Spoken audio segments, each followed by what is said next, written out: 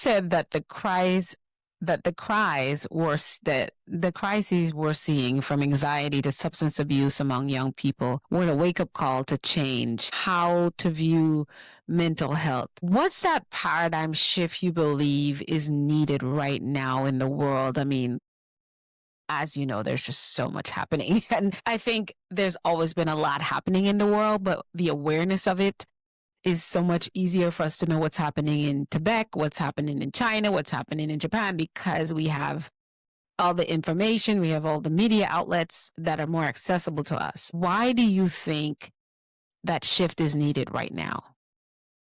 Well, it happened to me right at that time when I started writing my book and I was watching the TV and the war in Ukraine had just begun. And Mm, also I read the newspapers that talked about how teenagers were in emergency rooms with no care and yeah. they'd be there for months even to get into a program.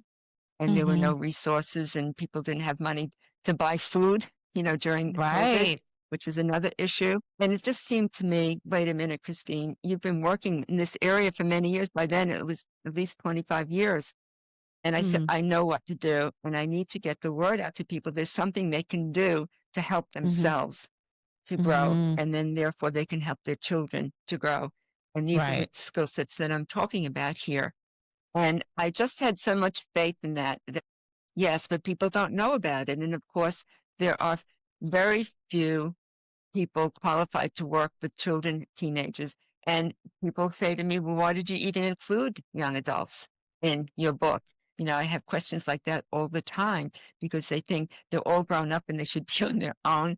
But we never taught them what they need to know. And they Exactly. grew up during such a tumultuous time when you think of the Hmm. Gen Zers just being born around the time of the attack on the World Trade Center and all the Yes. things that have happened with the recession and with COVID and all these things. And they just expect everybody just to know what to do. But they haven't Gotta learned, teach and them. the parents are overwhelmed as well. And there are Yes. very few resources, and we can't depend on the government to just take care of us. They're talking No. about budget cuts now, big ones. Ones. The Department of Education, and that Yes. includes disabled children and everyone. So, so I know that you can take these, and that's the paradigm shift I'm talking about, and we all have to work together as community